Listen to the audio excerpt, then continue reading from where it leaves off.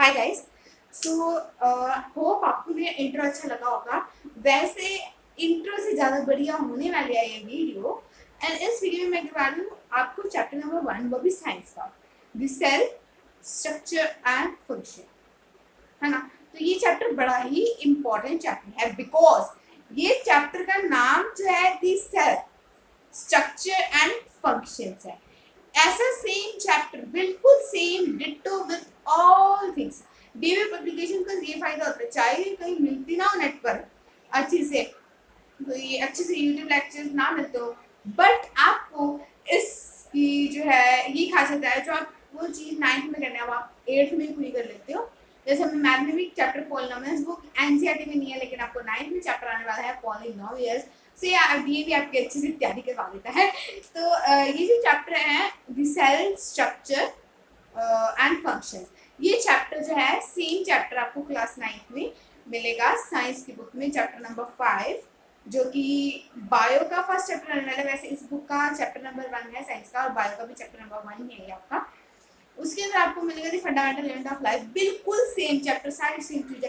अगर आपने इस चैप्टर को अच्छे से पढ़ लिया, मतलब आपने 9th क्लास का एक टॉपिक अभी खत्म कर दिया, नोट्स वगैरह आपको मैं बनवा दूंगी अच्छे से, आज उसके बाद आपको बस क्लास आएंगे, पढ़ने की जरूरत नहीं पड़ेगी, सिर्फ किताब खोली, रीडिंग की, देन बस नोट्स रीड किए, नोट्स से गुजरो और आपका चैप्टर पक्का, पेपर की तैयारी पक्की।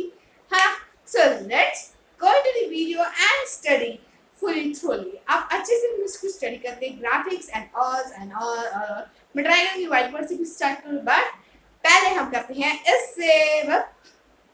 सो the cell, its structure and functions. हमारी अर्थ पे हजारों, लाखों, करोड़ों अजीबोगरीब प्राणी रहते हैं। उन सब से काम कराने वाला और उन सबको उंगलियों पे नचाने वाला एक ही चीज है, जो छोटी सी चीज है पर काम के बड़ी है।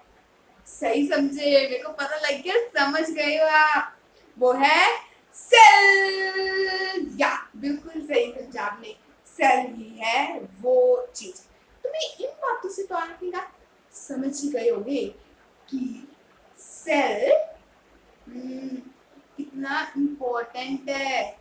तो इसको अच्छे से याद रखना, सही थोड़ी को वैसे याद नहीं रखना, समझना इस वीडियो को देख के। तो चलो हम सेल के बारे में पढ़ते हैं। सेल हर प्राणी के अंदर एक नहीं होता, एक प्राणी के अंदर, एक बॉडी के अंदर सेल लाखों करोड़ों तादाद में पड़ा रहता है, मतलब काम करता है, पड़ा नहीं रहता है। तो जो सेल है उसकी क्वांटिटी बहुत ज्यादा होती है, सेल छोटे छोटे होते हैं। तो ये क्या है? ये हमारा सेल, ठीक है। तो ये सेल जो है किसने डिस्कवर किया? रॉबर्ट हुक ने। वह अपने उसने माइक्रोस्कोप से, उसके खुद के बनाए हुए माइक्रोस्कोप से क्या किया? इन्वेंट किया। ये उसने किया 1665 में। जब उसने ये सेल क्या डिस्कवर किया, तो उसने देखा कि सेल के अंदर उसको बहुत छोटे छोटे से रूम दिखे। असल में वो सेल ये नहीं था, वो था फोक सेल, ठीक है।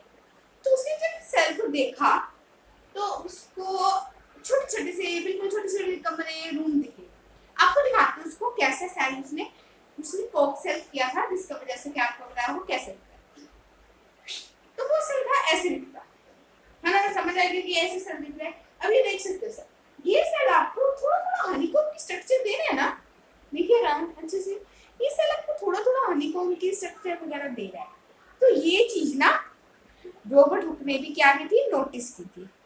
तो लैटिन में भी आपको बताऊं, लैटिन भाषा में भी सेल को छोटे छोटे रूम्स के नाम से जाना जाता है। तब रॉबर्ट हुक ने बताया किसी के कहते हैं कंपार्टमेंट्स कहते हैं। तो अब हम बात करते हैं सेल के नंबर्स की एंड साइज की एंड शेप। तो सेल नंबर, अब जैसे मैंने आपको क्या बताया कि हर प्राणी में एक सेल नहीं होता, हजारों, लाखों, करोड़ों सेल होते हैं। वैसे ही हमारे कुछ ऑर्गेनिजम्स होते हैं, कुछ कीड़े मकोड़े होते हैं, उनके अंदर एक सेल होता है। अब हम एग्जाम्पल के रूप में क्या देखें, हम देख सकते हैं अमीबा। अमीबा के अंदर भी एक ही सेल होता है। देन हम देखें क्या क्या क्या पैरामीशियम, इसके अंदर भी एक सेल होता है। अब हम और जिनके अंदर ज्यादा सेल होते हैं, एक से ज्यादा, उन्हें, है ना, उनकी एग्जांपल्स में हम क्या देखें, एनिमल्स होते हैं ना, एनिमल्स के पास होंगे, बर्ड्स के पास, प्लांट्स के पास।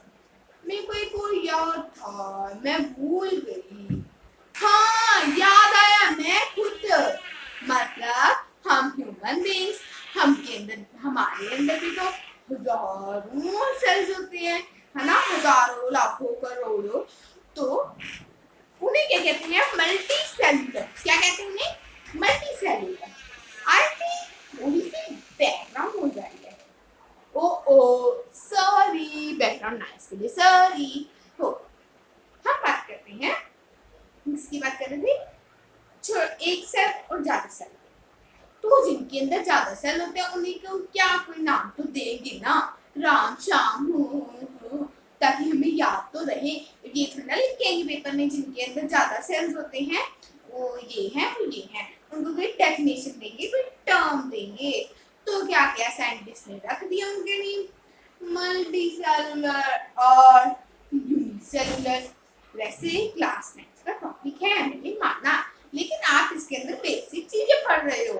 क्लास 9 के अंदर आपको थोड़ा सा बड़ा हो गया है टॉपिक, यूनिसेलुलर मल्टीसेलुलर की ज्यादा चीजें पढ़ोगे आप। अभी आपको सिर्फ ये जानना है यूनिसेलुलर मल्टीसेलुलर होता क्या है, और उनके क्या जानने हैं आपको, और उसके क्या जानने हैं एग्जाम्पल्स जानने हैं। ये माना आपको समझ आ गया होगा। अब बात करते हैं शेल के शेप्स की, है ना। तो शेल की शेप, अब वो शेल का शेप किस पे क्या करता है, डिपेंड रहता है। वो उसके शेल का जो शेप है वो उसके साइज पर डिपेंड रहता है कि कितना बड़ा है, चौड़ा है। वैसे ये सेल का शेप किसी पर अजीब रहता है, लंबा, गोल मटोल, थोड़ा सा चौड़ा। अब आपको एक स्क्रीन दिखाती हूँ, उस पर आप देखिए, आपको एक स्क्रीन दिखाती हूँ डिफरेंट टाइप्स ऑफ सेल की। तो ये है हमारे डिफरेंट टाइप्स ऑफ, ये हैं different sizes. First liver cell, fat cell, smooth muscle cell, ये सेल आपको याद रखने हैं, ठीक है। तो हम आगे बढ़ते हैं। तो हमने सेल शेप तो पढ़ लिया, अब हम बात करते हैं सेल साइज की, ठीक है।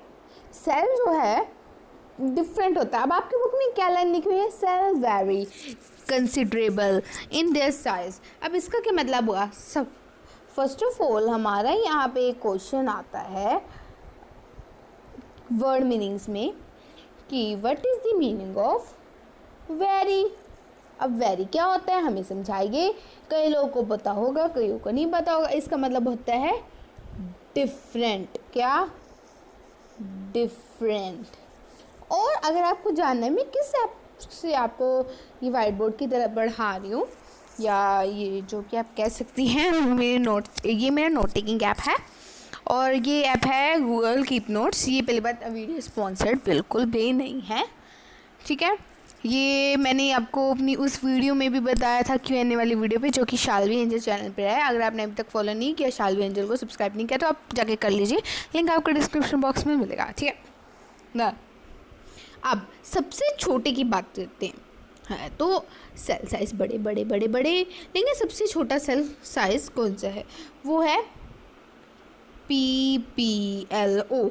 अब इसकी फुल फॉर्म क्या है, बात करते हैं। तो PPLO की फुल फॉर्म है प्लूरो न्यूमिना। अब न्यूमिना में P हमारा साइलेंट है, बिकॉज क्या क्या बोला हमने, प्लूरो न्यू,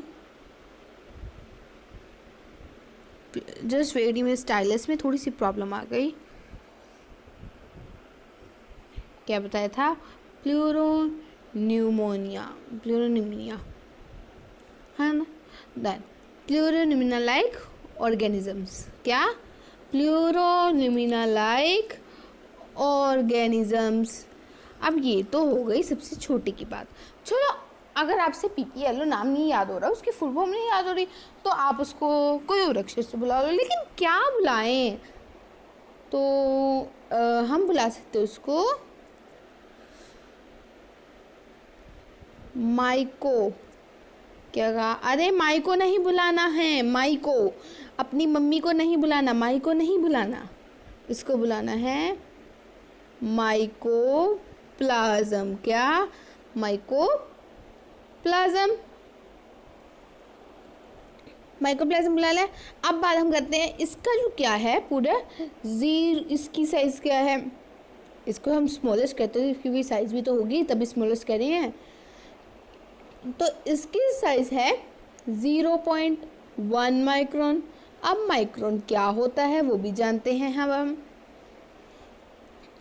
माइक्रोन आपने अक्सर देखा होगा, आपकी बुक में एक ऐसा साइन बना हुआ है जिसको मैं पहले प्यू बोलती होती थी। क्यों? क्योंकि ये देखिए पी है और प्यू को थोड़ा सा ऐसे कर देता है, ये यू है और ये थोड़ा सा पी के साथ यू को जोड़ दिया, प्यू बन गया।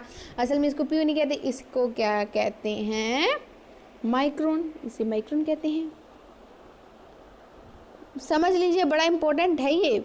बाद में आपको आगे जाके कोई नहीं समझाने वाला कि माइक्रोन क्या होता है ना। तो कोड्स, अब छोटे की बात किया तो बड़े की बात करनी होगी, नहीं तो हमारी मम्मी थप्पड़ मारेगी। मजाक कर रही हूँ, मम्मी नहीं मारेगी, मैडम डांटेगी। हाँ हाँ हाँ या। तो अब हम बात करते हैं सबसे बड़ा किसका होता है? वो होता है ओस्ट्रिच। ओस्ट्रिच के एग का, जिसका साइज होता है 170 मिलीमीटर। होप आपको क्लियर होगा। ये सेल साइज में बस आपको ये पढ़ना है, जो भी इम्पोर्टेंट होगा वो हम आपको फिलहाल तो आई थिंक इसके अंदर कोई इम्पोर्टेंट नहीं है। आपको एक टेबल शो हो, अब आपको मैं एक टेबल शो कर देती हूँ, उसको आप पर याद करना है। तो जल्दी से आप टेबल याद कर लीजिए। तो कर लिया टेबल याद, पढ़े आगे। मन तो करना ही होगा पर पढ़ना तो पड़ेगा ही, है ना। तो हम बात करते हैं, ओहो मैडम जी का तो कलर ही नहीं काम कर रहा, तो काम कराते हैं ना, उसको हम बदल देंगे कलर। अगर कलर नहीं दिख रहा तो ये तो आसानी सी बात है। अब हम बात करेंगे किसकी? पार्ट्स ऑफ सेल की। पार्ट्स ऑफ सेल की। तो ये बड़ा इम्पोर्टेंट चैप्टर है। मैंने पहले ही शुरू, जब हमारी टीचर ने पढ़ाया था पहली बार, हमें ये चैप्टर बिल्कुल पढ़ाया नहीं गया था और इसमें से हमें 5 मार्क्स का पेपर आया था। तो समझ सकते हैं कितना इम्पोर्टेंट है ये चैप्टर। तब ऑनलाइन क्लासेस हमारी स्टार्ट नहीं हुई थी, बिकॉज ये चैप्टर हमने लॉकडाउन में किया था। तो अच्छे से हमें बस फ़ोटोज़ भेजी गई कि ये पढ़ना है, ये पढ़ना है, खुद पढ़ा, जो भी पढ़ा हमने। तो मेरे को बिल्कुल समझ नहीं आया। आखिर में जाके मैंने कैसे ना कैसे करके कहीं से तो समझा, लेकिन समझा, क्योंकि मेरे को पार्ट्स ऑफ सेल नहीं क्लियर हुए थे। 9th में अगर मेरे को पार्ट्स ऑफ सेल नहीं क्लियर होते, मतलब मेरे तो चैप्टर में बायो के 0 मार्क्स आने थे, क्योंकि चैप्टर का बायो का चैप्टर पार्ट्स ऑफ सेल पे ही खड़ा है, उसकी नीच ही पार्ट्स ऑफ सेल पे है। तो मतलब आप जब बिना बेस के अगर आप पढ़ाई करोगे, मतलब बिना बेस के अगर आप कोई बिल्डिंग बना देते हो तो वो बिल्डिंग टूट जाएगी। वैसे ही बिना बेस पढ़े जब आप पूरा चैप्टर पढ़ लेते हो तो आपकी जो बिल्डिंग है या आपकी सारी पढ़ाई गुम छू मंतर दिमाग की ऊपर से चली जाएगी, है ना। तो लेट्स मूव अहेड। तो सबसे पहले क्या करते हैं? A cell consist of a cell living protoplasm. Protoplasm क्या होता है? Surrounded by a cell membrane होता है, ठीक है। The protoplasm consist of cytoplasm and the nucleus. Protoplasm में क्या क्या होता है? एक साइटोप्लाज्म होता है और एक न्यूक्लियस होता है। और जो प्रोटोप्लाज्म, अब देखिए ये कैसे होता है। अब मान लीजिए ये है आपका एक प्रोटोप्लाज्म, है ना। देन इसके अंदर क्या है? Just wait a minute, just wait a minute guys, let us do it correctly. Then I think we should start this. मेरे को पता है थोड़ा सा बड़ा बन गया, वैसे नहीं बनाना चाहिए था इतना बड़ा, but no problem to us, don't matter that. Okay, मान लीजिए, अरे हमने इतना पतला नहीं करना, कम से कम इतना तो हो। मान लीजिए ये हमारा, अच्छे से दिखाती हूँ आपको ताकि आपको सारा क्लियर हो जाए, कोई डाउट बचे ही ना। आपको एक अच्छा सा दिखाती हूँ, जस्ट वेट, थोड़ा सा ये बनने दीजिए। ये अब आप समझ गए होगे थोड़ा थोड़ा मैं क्या दिखा रही हूँ आपको। थोड़ा थोड़ा दे आपकी, आप अपनी बुक से देखोगे, बुक साथ खोल के बैठे हो, नोट्स बना रहे हो, लिख रहे हो जो भी मैं बोल रही हूँ, तो अच्छे बच्चे तो समझ गए होंगे कि क्या है ये। तो आपने अपनी बुक में ऐसे एक डायग्राम लिखा होगा। अब बात करते हैं ये है क्या चीज़। तो ये प्रोटोप्लाज्म है, इस पूरे को हम क्या कहेंगे, प्रोटोप्लाज्म, प्लाज्म, ठीक है। ये पूरे को क्या कहेंगे, प्रोटोप्लाज्म। अब बात करते हैं ये है क्या। तो ये जो है हमारे यहाँ से निकलती है वो है हमारा न्यूक्लियस, क्योंकि हमने अभी पढ़ा, इसकी डेफिनेशन हमने अभी पढ़ी, जो कि आपको ऊपर स्क्रीन पे दिख रही होगी कि क्या है ये प्रोटोप्लाज्म, क्या है, सराउंडेड बाय सेल वॉल है, सेल मेम्ब्रेन या सेल वॉल कह लीजिए। तो ये जो ब्लू कलर की आपको लाइन दिख रही है इसे हम क्या कहेंगे, सेल वॉल या सेल मेम्ब्रेन। सेल वॉल नहीं कहेंगे, सेल मेम्ब्रेन नहीं कहेंगे। देन ये जो आपको दिख रहा है ना नीला नीला ये सारा रंग, इसे हम क्या कहेंगे, ये जल एक साइटोप्लाज्म, है ना। ये याद रखो चीज़ें, 9th में कोई समझाने नहीं वाला आपको, कोई ऐरा गहरा नट्टू गहरा नहीं समझाने वाला, तो अभी समझ लो तो ज़्यादा काम की रहेगी। अब इसी के हम पार्ट्स पढ़ते हैं सेल के। सबसे पहले हम पढ़ते हैं सेल मेम्ब्रेन होता क्या है। हमने अभी पढ़ा सेल मेम्ब्रेन, साइटोप्लाज्म है, बीच में न्यूक्लियस है। अब हम पढ़ते हैं ये क्या है, लेकिन उससे पहले हम एक और जानकारी की चीज़ें पढ़ते हैं। जो हमारा साइटोप्लाज्म है ना वो क्या है, उसके अंदर नंबर ऑफ स्ट्रक्चर होते हैं जो कि होता है हमारे सेल ऑर्गेनल्स, ठीक है। ऑर्गेनल्स क्या है, वो structure present within cell that help to perform, वो फंक्शन हेल्प करने में। अभी देखिए जो गोल गोल से हमने बनाए हैं ना, इन्हें हम क्या कहेंगे, सेल ऑर्गेनल्स। याद रखना, CO मतलब सेल ऑर्गेनल्स। OP याद रखते हो ना ओवर पावर गेम्स के लिए, तो CO याद रख लो सेल ऑर्गेनल्स को। तो चलिए अब हम अच्छे से पढ़ते हैं कि हमारा साइटोप्लाज्म क्या है, सेल मेम्ब्रेन क्या है, न्यूक्लियस क्या है, बस सेल ऑर्गन क्या है। हम अच्छे से लाइन बाय लाइन पढ़ते हैं। सबसे पहले हम बात करेंगे सेल मेम्ब्रेन की। तो ये तो बड़ा इम्पोर्टेंट एंड ईजी पार्ट है। तब इसकी मैं आपको सिर्फ कीवर्ड्स बता देती हूँ, आपको अपने आप ही याद हो जाएगा ये तो। हाँ, तो इसके अंदर क्या है, इसका 2 नाम है। इसको आप क्या कह सकते हो, प्लाज्मा मेम्ब्रेन भी कह सकते हो, क्योंकि ये बिल्कुल सेम है। आपको ऐसा करती हूँ, मेरे पास कीवर्ड्स लिखे हुए हैं, आपको वही दिखाती हूँ। अब ये देखिए, आपको मैं ऐसे नोट्स शेयर कर दूँगी। देखिए कितने नोट्स लिखे हुए हैं मेरे हर चैप्टर के, कितने ऑर्गेनाइज्ड, वेल ऑर्गेनाइज्ड। तो यहाँ पे देखते हैं सेल मेम्ब्रेन की ये 9th। तो देखिए नेम अलग अलग है, cell membrane, plasma membrane, but चीज़ क्या एक है। अब ये सेल मेम्ब्रेन और प्लाज्मा मेम्ब्रेन करता क्या है, इनके जो है ये जो है एलो करता है, ये स्टॉप कर देता है एंट्री को, कि हाँ भाई इसने अंदर आना है, इसने नहीं आना अंदर, है ना। एक तो वो चीज़ बताते हैं कि ये अंदर आएगा सेल के अंदर, एक ये अंदर नहीं जाएगा। अब ये कुछ मटीरियल को करते हैं, ये नहीं कि हर चीज़ को करेगा हर चीज़ अंदर जाए हर चीज़ बाहर जाए, तो सेल का नुकसान हो जाएगा ना। तो ये इसलिए वो कुछ मटेरियल्स को ही प्रोवाइड करते हैं जाने को। देन नेक्स्ट ये क्या है, known as selectively permeable membrane, SPM मतलब सिलेक्टिवली परमेएबल मेम्ब्रेन इसको कहा जाता है। क्यों कहा जाता है, क्योंकि सिलेक्टिवली बहुत सिलेक्टिव चीज़ों को ये सेल के अंदर जाने देते हैं, इसलिए। उसके बाद ये आगे आपके काम की चीज़ नहीं है, ये आपको 9th में आएगी। तो हम जल्दी से हमारे पुराने नोट्स के अंदर चलते हैं।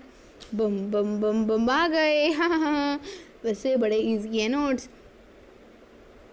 पढ़ना शुरू करो नोट से, टॉपर बन जाओगे क्लास के, अगर टॉपर नहीं हो तो। देन अब हम बात करते हैं सेल मेम्ब्रेन में एक और चीज़ की। अब इसके अंदर क्या है, एक सेल वॉल होती है, जो कि अब हमने कहा ये अंदर सेल के अंदर आने वाली चीज़ों को स्टॉप या अंदर करता है। तो ये जो चीज़ है जिसे सेल मेम्ब्रेन कहेंगे। सेल मेम्ब्रेन है मतलब ये साइड की दीवार भी कह सकते हैं, तो सेल वॉल भी कह सकते हैं इसको, है ना, सेल वॉल आराम से कह सकते हैं इसको। हम आगे पढ़ते हैं हमारे साइटोप्लाज्म। व्हाट इज साइटोप्लाज्म बच्चों, बताओ बताओ। इजी है, इजी पीजी लेमन स्क्वीजी, क्योंकि ये चैप्टर में से पढ़ने के बाद आपके बाद हो जाएगा इजी पीजी लेमन स्क्वीजी। और ये वन शॉट वीडियो बनने वाली है साइटोप्लाज्म। अब साइटोप्लाज्म क्या है, द पोर्शन ऑफ प्रोटोप्लाज्म का एक पोर्शन होता है जिसके अंदर सेल मेम्ब्रेन होता है, but outside the nucleus membrane is called cytoplasm. अब एक न्यूक्लियस मेम्ब्रेन भी होता है, उसके जो बाहर होता है न्यूक्लियस को ही समझ लीजिए न्यूक्लियस है, इसको हम थोड़ा सा बड़ा करते हैं। ये मान लीजिए ये हमारा गोल गोल गोल गोल गोल गोल गोल गोल गोल गोल गोल सा न्यूक्लियस है। इसके जो बाहर हमने अभी देखा था ना, ये जा रहा, ये पानी सा, ये जो भी नीले रंग की चीज़ है ना, लाइट स्किन कलर की, उसे हम क्या कहेंगे, साइटोप्लाज्म कहेंगे। चलो मैं रहने देती हूँ, अपनी सिंपल आवाज़ में ही पढ़ाती हूँ, वैसे नहीं हो सकती डबिंग, मैं भी अपने आप को जानती हूँ। और ये किस में काम करता है, ये क्या ग्राउंड सब्सटेंस के लिए काम करता है। सेल एक्टिविटीज़ का क्या है, ये बेस होता है। It is made up of carbohydrates का बना होता है, प्रोटीन्स का बना होता है, फैट्स का, और फैट्स मिनरल विटामिन का। Then along with large portion of water, इसके अंदर पानी बहुत सारा होता है, ठीक है।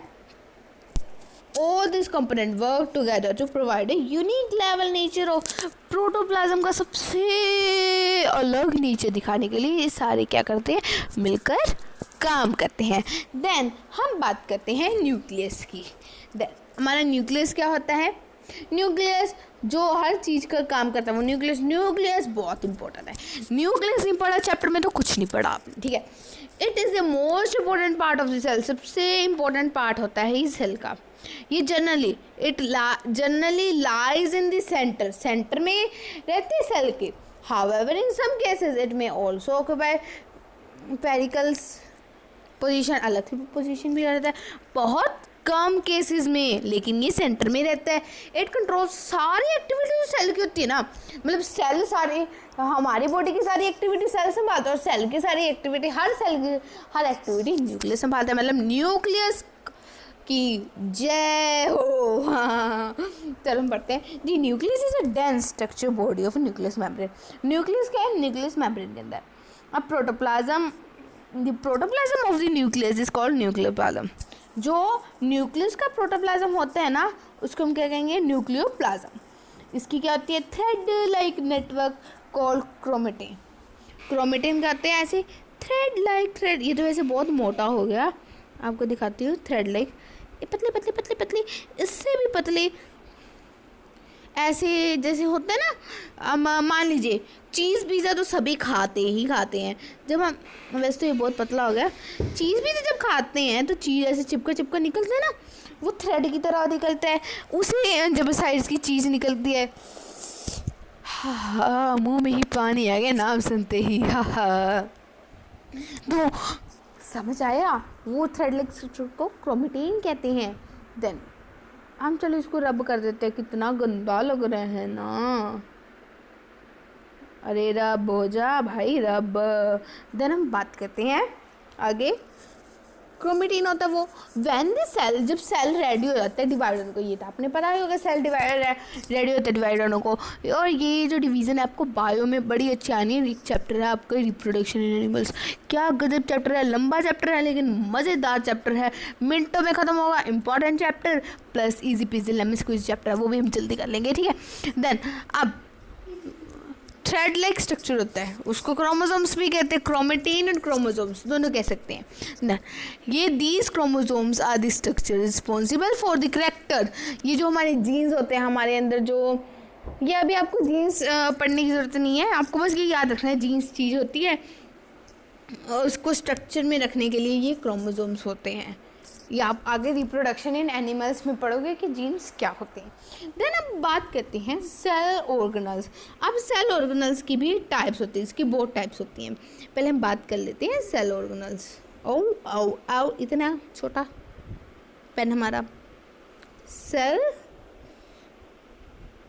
ऑर्गेनल्स, मेरे पास ना वाइट बोर्ड भी पड़ा है, मैं जल्दी वाइट बोर्ड पर भी वीडियोस बनाऊंगी विद वाइट बोर्ड मार्कर वगैरह। अगर आपको चाहिए ना तो इस वीडियो पे कितने लाइक्स करूं, 5 लाइक्स का एम करती हूँ, कर देना, वाइट बोर्ड से बनाऊंगी हाँ अच्छे से। देन अब हम बात करते हैं, अगर आपको पहले ये बताओ आपको ग्राफिक्स ज़्यादा पसंद है कि ये पसंद आया, फिर मैं उसी से वीडियो बनाऊंगी। शुरू में मैंने ग्राफिक्स भी दिए थे ना, हाँ हाँ हाँ। तो चलो करते हैं आगे। अब इसकी क्या टाइप्स हैं वो भी पढ़ लेते हैं हम। इसकी टाइप्स हैं प्लास्टिड, सबसे पहले क्या निकला हमारा प्लास्टिड। अब प्लास्टिड क्या है, आपको ना जब रिवीजन करेंगे आपको एक क्वेश्चन दिखाऊंगी, मेरे उसके अंदर आया था पेपर के अंदर, बड़ा कंफ्यूजिंग था।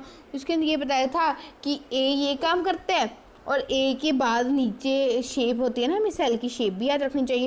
ए के नीचे ही बी आता है और जो सी है वो ये काम करता है और डी ये काम करता है, तो बताओ अब बी क्या होगा। तो ऐसे काम आया था, वो भी सेल के पार्ट्स बता रही थी, तो थोड़ी सी कन्फ्यूजन है लेकिन ठीक चला गया।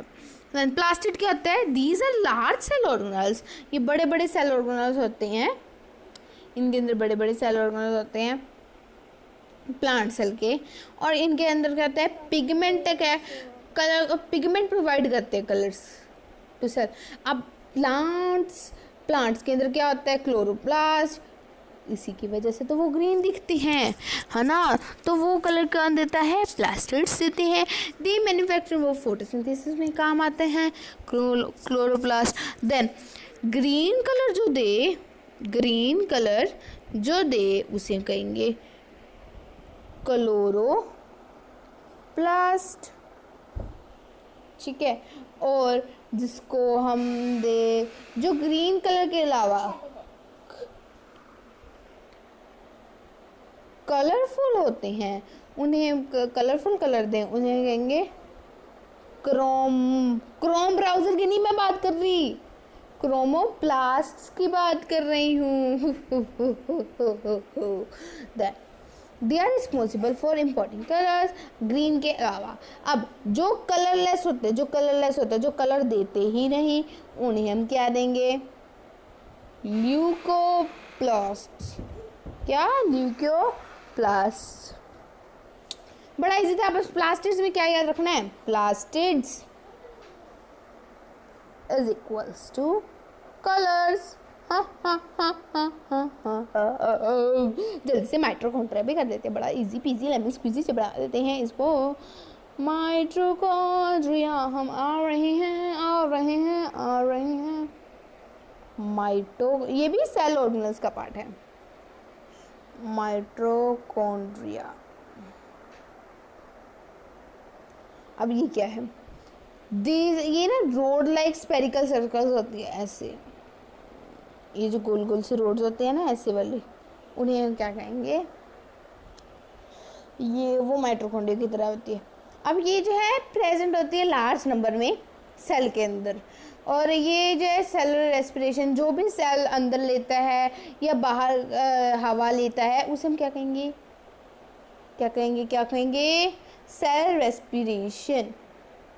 अब पावर हाउस, ये माइटोकॉन्ड्रिया को पावर हाउस भी कहते हैं। अगर आपको कहा ना कि सेल का पावर बैंक क्या है, तो ये माइटोकॉन्ड्रिया मत लिखाना, ठीक है। क्या लिख कर आओगे ऐसे आने बच्चों, पढ़ने वाले बच्चों, क्या लिख कर आओगे आप, लिख कर आओगे क्या होता है सेल का पावर बैंक होता है ATM। अब ये मत कहना कि हम पैसे नहीं निकाल रहे, जैसे हम पैसे निकालते हैं ATM से, वैसे ही जो है सेल सेल के अंदर एक एटीएम होता है, वहाँ से उसको पावर मिलती है। लेकिन पावर हाउस पूछा तो माइटोकॉन्ड्रिया, मतलब पावर का घर पूछा, शक्ति का घर माइटोकॉन्ड्रिया है, और शक्ति का बैंक एटीएम है। ये याद रखना है, थोड़ा सा डिफरेंस है। देन माइटोकॉन्ड्रिया के बाद हम बात करते हैं एंडोप्लाज्मिक रेक्टिकुलम। क्या ये भी एक सेल ऑर्गेनल है? पता है आपको सेल ऑर्गेनल का ही टाइप है। देन हम बात कर रहे थे एंडोप्लाज्मिक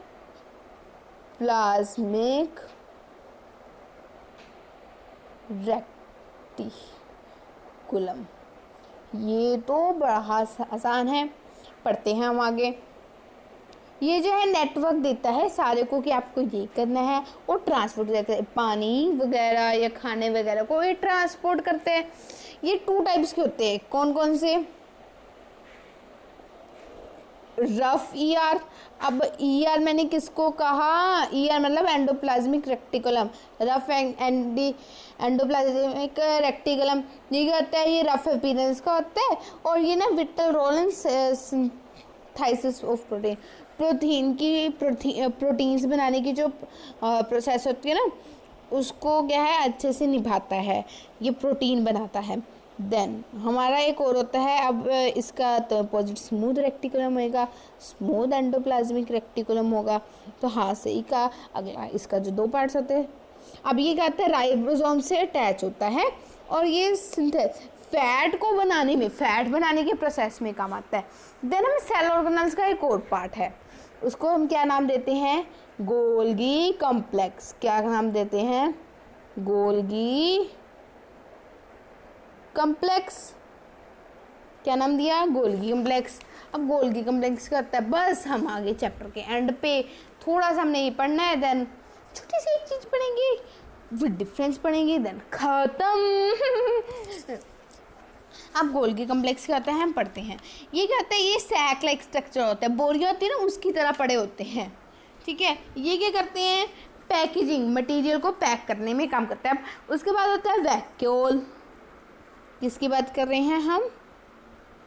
वैक्यूल ना एक खाली जगह होती है सेल के अंदर। वैक्यूल खाली जगह होती है जिसके अंदर, इन साइटोप्लाज्म के अंदर खाली जगह होती है जिसके अंदर सारा वेस्ट मटेरियल जाता है। देन एक आती है, ये आपको बस इतना इतना याद रखते जाना है और लिखते जाना है साथ साथ। ये नहीं कि सिर्फ नाम लिखते जाना है कि एम्प्टी स्पेस, यहाँ पे आप लिख लो एम्प्टी स्पेस, कीप गार्बेज या कीप वेस्ट मटेरियल लिख सकते हैं। यहाँ पे ऐसे लिखते रहो एक एक पॉइंट, ताकि बस रिवीजन लेते बस आपको बस देखना ही है। राइबोसोम्स होते हैं, अब वो क्या होते हैं? Tiny granules present in cytoplasm on the, ये रफ ईयर के अंदर होते हैं। और जब रफ एंडोप्लाज्मिक रेक्टिकुलम जो हमारे प्रोटीन बनाता है उसके साथ में हेल्प करते हैं। देन सीरियन फ्लाई का ये कुछ होते हैं, कुछ सेल्स में ही होते हैं, क्योंकि उनके जो सेल मेम्ब्रेन होते हैं वो लोकोमोशन के अंदर हेल्प करता है, फूड की लोकोमोशन के अंदर, फूड बनाने में। और ये ज़्यादातर यूनिसेलुलर ऑर्गेनिज्म में होता है, लाइक पैरामोशियम, उसके अंदर न्यूमिरस सीलिया विद यूग्लिना हैज सिंगल फ्लैगुलम, उनके अंदर एक फ्लैगुलम होता है कईयों के अंदर। हाँ बड़ा आसान है, आपकी बुक में दिया होगा। हाँ इन दोनों को ना, इन जो नीचे आपको 2 दिए गए होंगे ना आपकी बुक में, पेज नंबर 8 पे ट्रू डायग्राम अच्छे से याद रखना। किसके? यूग्लिना और पैरामीशियम के। मेरे को तो पेपर में आ गया था प्री बोर्ड में, पता है आपको। देन हम अभी से एक और चीज़ पढ़नी है, लेवल्स ऑफ ऑर्गेनिज्म। अब देखिए ये बड़ा आसान है। सबसे पहले क्या होता है? सेल। बहुत सारे सेल इकट्ठे हो जाएं तो क्या बन जाता है? टिश्यू। बहुत सारे सेल इकट्ठे हो जाएं उसे हम टिश्यू कह देंगे। जब बहुत सारे टिश्यू इकट्ठे हो जाएं तो एक ऑर्गन बन जाता है, ठीक है। जब बहुत सारे ऑर्गन इकट्ठे हो जाएं तो एक ऑर्गन सिस्टम बन जाता है। और जब बहुत सारे ऑर्गन सिस्टम इकट्ठे हो जाएं तब क्या होगा? ऑर्गेनिजम्स बन जाएगा। वह बस यही हमारी बॉडी की प्रोसेस होती है। अब कितने टाइप्स के होते हैं ना हमारे ऑर्गेन सिस्टम, जैसे digestive system, respiratory system, circulatory system, excretory system, skeleton and blah blah blah blah blah. अब हम बात करते हैं प्लांट्स और एनिमल सेल्स के डिफरेंस के अंदर। तो आपको तो हम वो पढ़ते हैं हमारी दूसरी स्क्रीन के ऊपर। तो तब तक के लिए बाय बाय नहीं कह रही हूँ, दूसरी स्क्रीन पे जाने का कह रही हूँ डूडू। तो आपको यहाँ पे 2 सेल दिखाई दे रहे हैं, प्लांट सेल और एनिमल सेल। यहाँ पे लिखे हुए हैं सेल ऑर्गेनल्स, आपको सारा दिखाई दे रहा है, सेल वॉल वगैरह। तो आप ये याद कर लीजिए, ये स्क्रीनशॉट लेकर रख लीजिए, आपको बहुत काम आएगा। सो ये बड़ी इंपॉर्टेंट चीज़ है difference between plant and animal cell, कि आपको ये रखना है शेप फिक्स्ड होती है, उसकी नहीं होती फिक्स्ड, इसकी सेल वॉल है उसकी नहीं है, ये सारा आपको याद रखना है, ये बड़ा इंपॉर्टेंट है, पेपर में ज़रूर आएगा ही आएगा। सो बाय गाइस।